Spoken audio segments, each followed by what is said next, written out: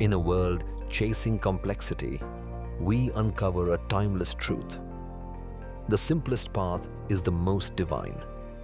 What does it mean to live in a no-mind state, like a child, pure and effortless?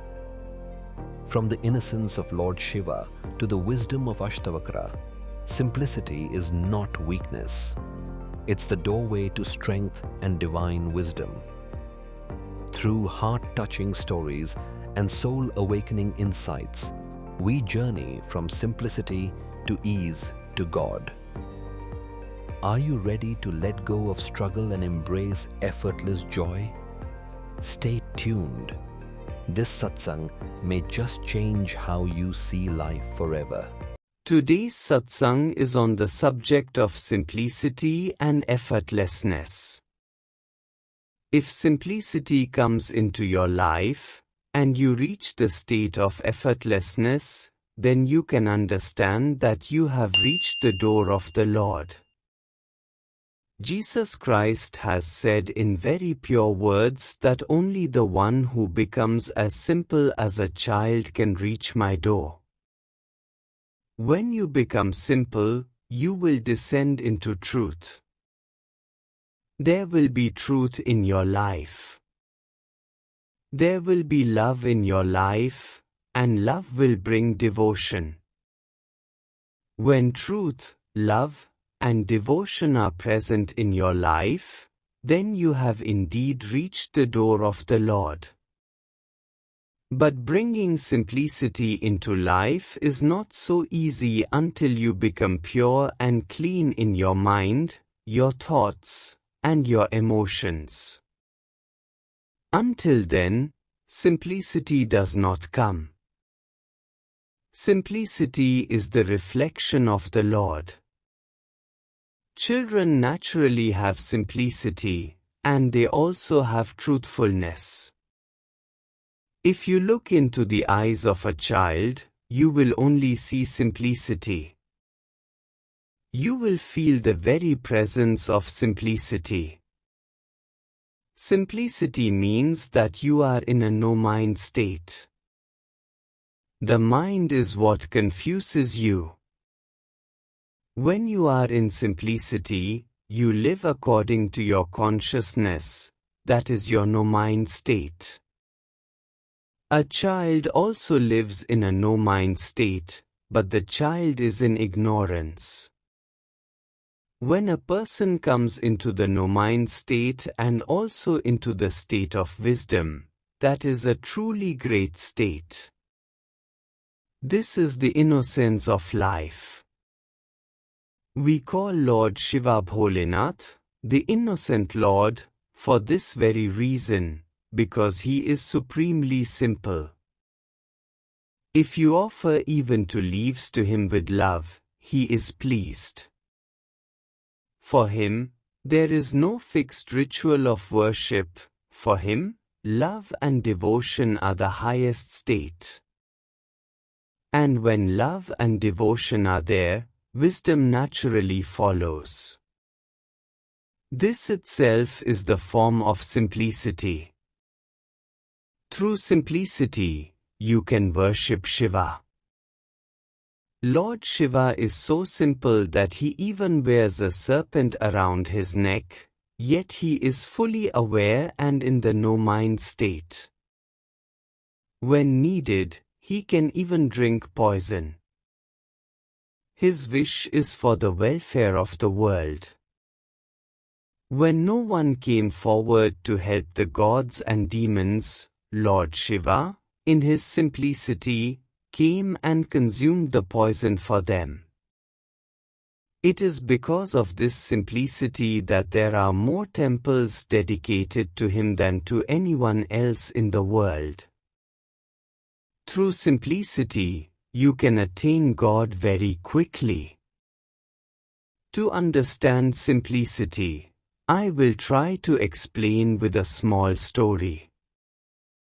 A man was at home and told his little daughter, who was only about 5 or 7 years old, "I am studying in my room. If anyone comes for me, Tell them that father is not at home. After a while, someone rang the doorbell. A gentleman arrived and said, "I would like to meet your father." Now see the simplicity of the child. She said, "Father said that he is working and that he is not at home." Such simplicity in her words. She spoke from the no-mind state. She did not even lie. She said exactly what her father told her. Father said he is not at home. This is the great state of simplicity. Children build little houses out of mud. They make them with great effort, and by evening they break them down with their own feet. That is simplicity. They are attached to nothing. Lord Shiva also helps us in every way and later, with great simplicity, merges back into himself. What greater simplicity can there be than this? When Ashtavakra was still in his mother's womb, his father used to recite the Vedas aloud at home. He was a very learned man, one of the ministers in King Janaka's court. While Ashtavakra was in the womb, he listened to these recitations every day. One day, from inside the womb, for he was in a no-mind state, in the state of pure consciousness, and fully aware, Ashtavakra spoke loudly, "Why do you keep chanting these Vedas? You are just mechanically repeating them like a parrot. Can one attain God like this?" Now, whether this story is historically true or not, it is part of our ancient law, but its message is profound. Whom are you trying to awaken with your chanting? Awaken yourself first. A child, with such innocence and simplicity, could say this from the mother's womb, even before entering this world. His father, however, became angry and cursed him, "You speak against your father, so may you be born with 8 deformities in your body." And so, when he was born, his body was bent in 8 places. That is why he was called Ashtavakra, one bent in 8 parts. Now see his simplicity. Why did the father curse him in this way? It was so that he would not be able to practice yoga, and thus could never reach the Lord, for the father felt insulted by being told that he was merely repeating verses without realization. The father's intention was that Ashtavakra would never be able to go through the 8 limbs of yoga: yam, niyama, asana, pranayam, pratyahara, dharana, dhyana, and samadhi. But a truly simple person doesn't need to go through all these steps. He is born already wise, born as a form of the divine itself. When a person lives in simplicity, he is in the very form of Ashtavakra, in the very form of God. Simplicity is a supremely great state. It is the state of innocence. There is no greater state than this. Now look at Lord Shiva. As you know, Bhasmasura pleased Lord Shiva greatly with his devotion and received a boon from him, that whomever he placed his hand upon would be turned to ashes. Such is Shiva's simplicity. Who could be greater in simplicity than he? Always in the no-mind state, he simply said, "So be it." But, As you know, Bhasmasura then fell into a demonic state and plotted to destroy Lord Shiva himself by placing his hand on his head. What Bhasmasura didn't know was that one who lives in simplicity also holds immense, unparalleled power, for such a one lives in truth and in union with the Supreme. Lord Shiva, with his Mahashakti, began a great Tandav dance. Even Bhasmasura, caught in the force of that dance, began dancing. How could Bhasmasura ever match Lord Shiva?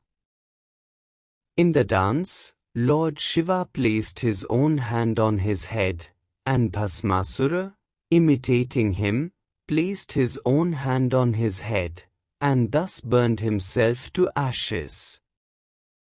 When you enter the state of simplicity, supreme power also comes to you. You remain simple, you remain with God, you rise above your mind, and yet your power becomes limitless. You are filled with Mahashakti. There was once a king who wished to find a successor. He wanted a truthful and virtuous boy, someone who, when grown, would always walk the path of truth, be a great and capable ruler, and take care of his kingdom. He thought long and hard, and at last came up with an idea. He made an announcement throughout the kingdom. Any boy who wishes to become the next king should come to the palace. All boys in the age group of about 15 to 20 years were invited. When they arrived, the king said, "In this vessel are seeds. Each of you take one seed, plant it, and tend to it. In 3 months, bring it back to me, whatever plant, flowers, or fruit it produces. Whoever brings the most beautiful flowers will be chosen as my successor."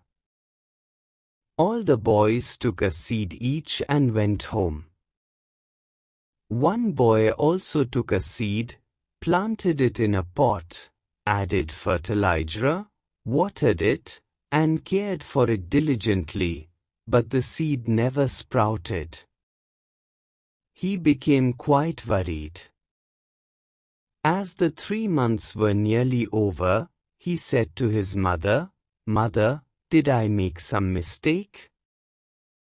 The seed never grew. Perhaps this is my ill fate." His mother comforted him, saying, "You did everything right. Go to the king and tell him honestly that the seed never grew." Feeling defeated and disheartened, the boy went to the palace with his empty pot when the day came. All the other boys arrived with tall plants, beautiful flowers, and fragrant blooms. The king examined them all, pleased by their appearance. When he came to this boy, he saw only an empty pot, and the boy was sitting with tears in his eyes. The king returned to his throne and looked carefully at all the boys. Then he called this boy forward and declared before everyone, "This boy will be my successor." Everyone was astonished. The king then explained, "The seeds I gave you were not real seeds, they were stones. None of them could have grown. All of you except this boy replaced them with other seeds and brought me plants. Only this boy stayed on the path of truth. He is so simple and honest that he brought exactly what he had. Such a person alone is worthy to be my successor." When you live simply and truthfully, truth itself becomes your life. Then you have no suffering, for there is nothing to hide. Just as this boy reached the king and became his heir, in the same way, you too can reach the kingdom of God through simplicity. There is a very beloved story. A king had two sons, twins. Both were highly talented. When the king grew old, he had to decide which one would inherit the throne. This created a great dilemma, for both were equally capable. Finally, he thought of a test. He gave both sons some wealth and said, "Go out into the kingdom.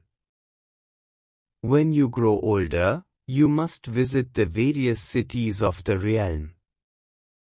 Take this wealth and build as many palaces as you can. Win over the hearts of the people. After 2 years, return. Build in such a way that you can live among your people. The more palaces you build, the better." One son built palaces in 5 places and then grew tired. The other son thought, "It is impossible to build palaces in every part of the kingdom. The whole kingdom itself is our palace. I will go to different homes, live with the people, understand them, and give them gifts." So for 2 years, he traveled through many small towns, lived with various families, understood their lives, and gave away all the wealth his father had given him in the form of gifts. Everywhere he went, people said, "You are a prince. Whenever you have time, come and stay with us." After 2 years, both sons returned. The first proudly told the king what he had built. The king said, "Our kingdom is so vast, what use is it to build only in 5 or 7 places?" The second son said, "I have not built anything.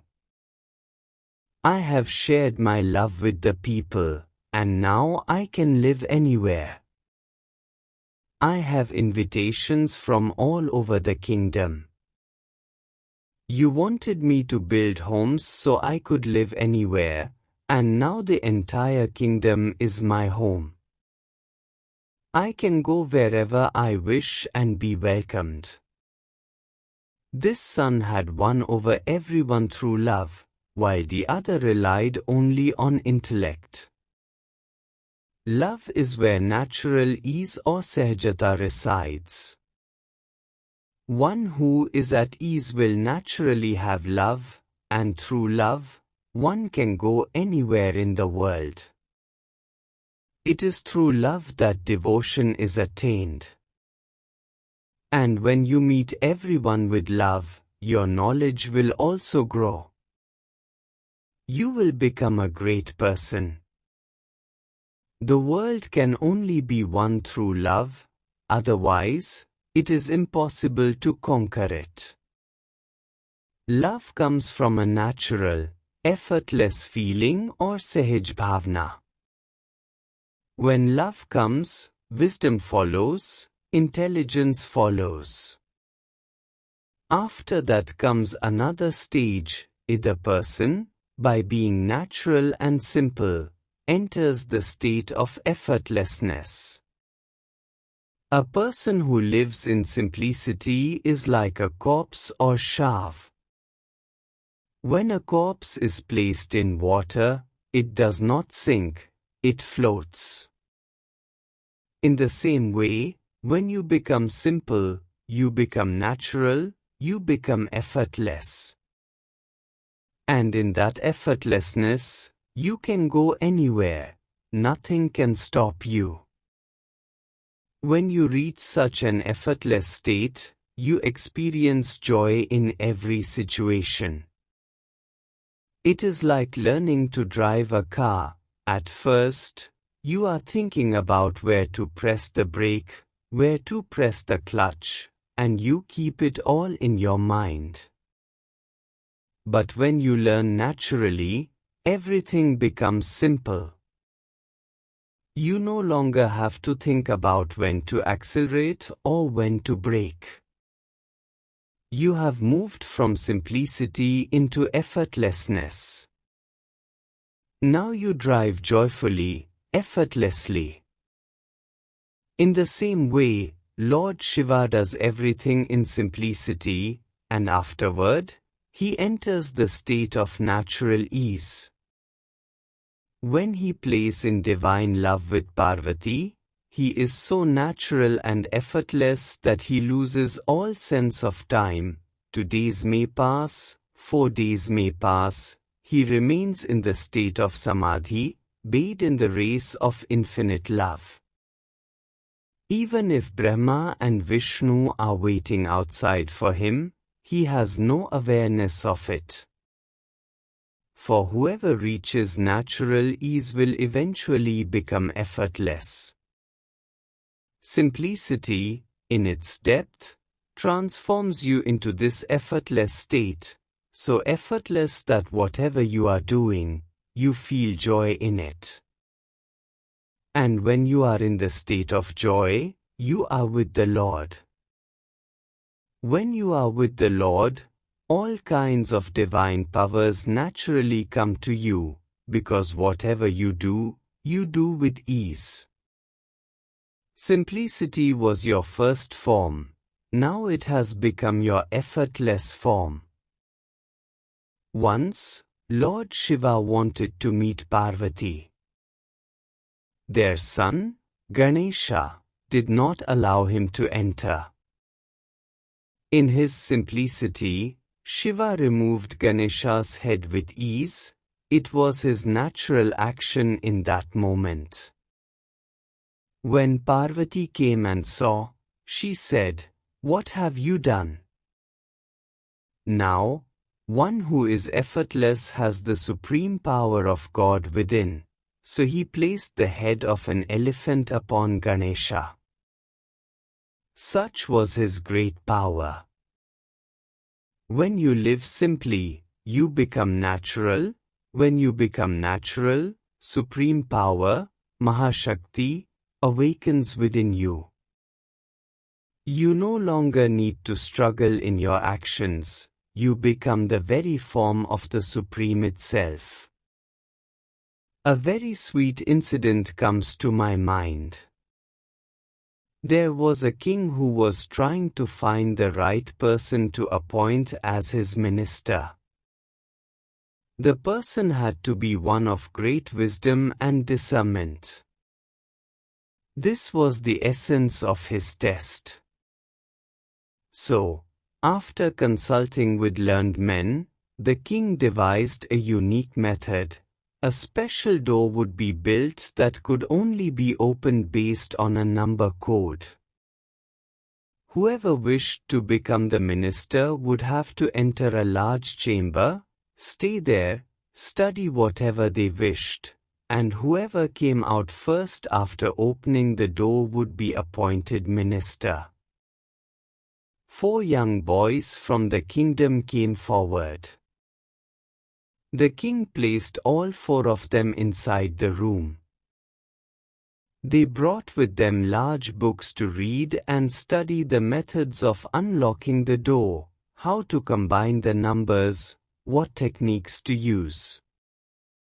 One boy, however, simply came in, lay down comfortably on his bed, rested, and meditated on God. The second boy was astonished. He is neither reading anything nor trying to figure out the code. What kind of foolish boy is this? Meanwhile, the others kept on studying diligently. While the rest were still deep in their reading, the simple boy, who was connected with God in his effortless state, suddenly felt a thought arise: it won't be difficult to go outside through this door. Let me check. While the others were still buried in their books, he went to the door, lightly touched it, and the door opened. He calmly stepped outside and sat there. When the king arrived, he was surprised to see this boy already sitting outside.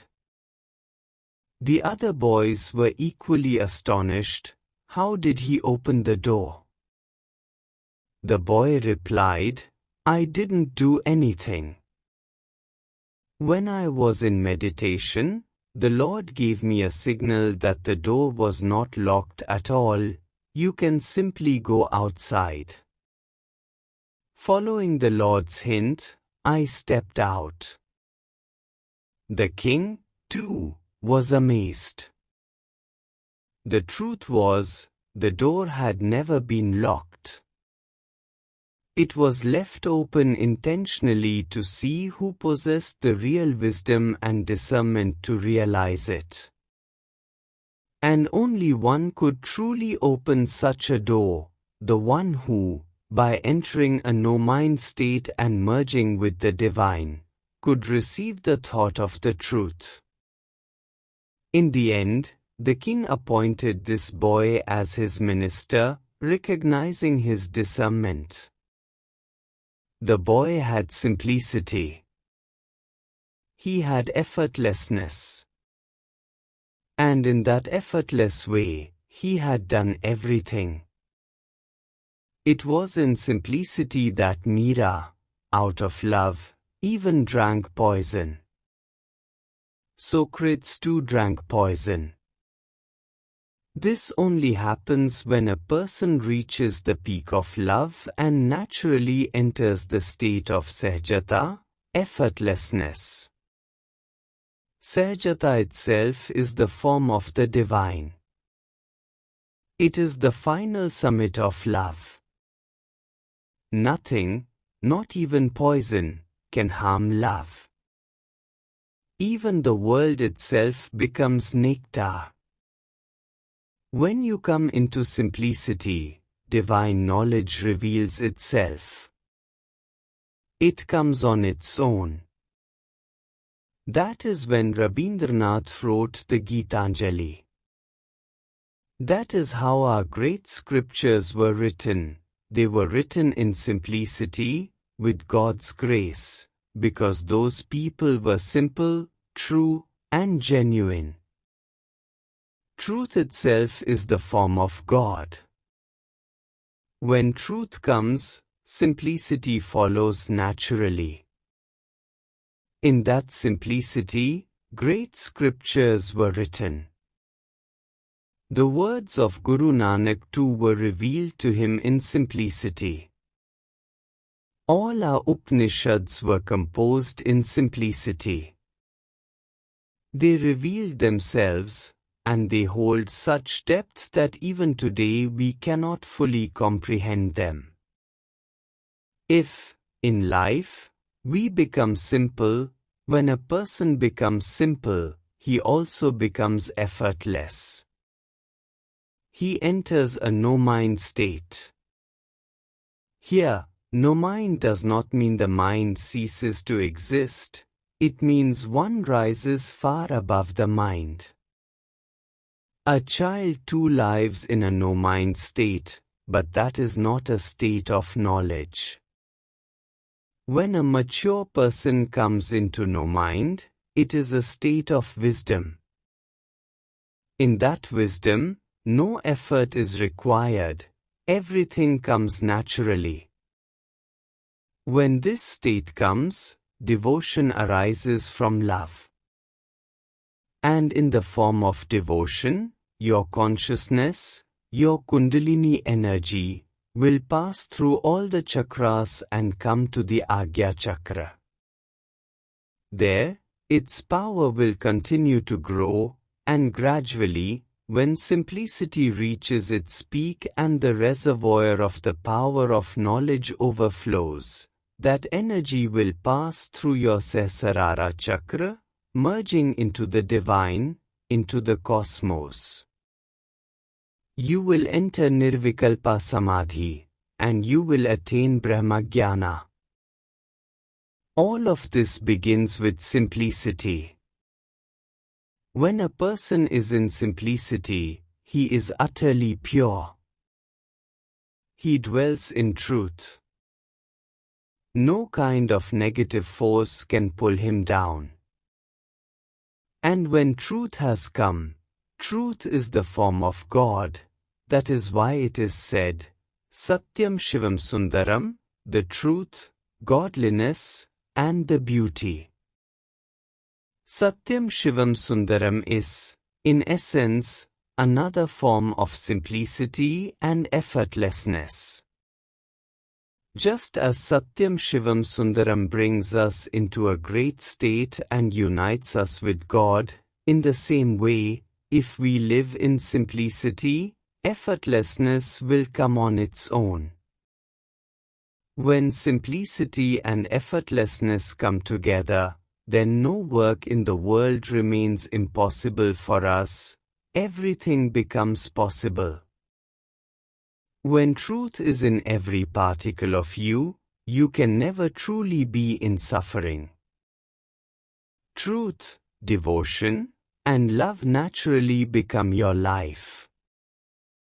And through such a life, you achieve the great aim of life. You come to understand yourself. I am the form of truth.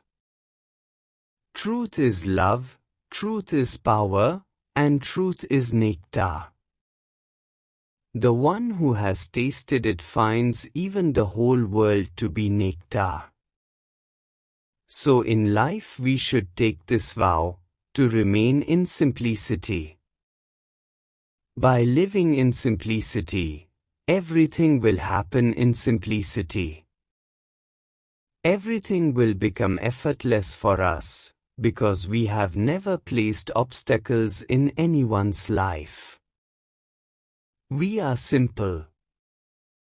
And when we are simple, our path too becomes effortless. No obstacles will remain, and we will unite with the divine and attain the goal of life.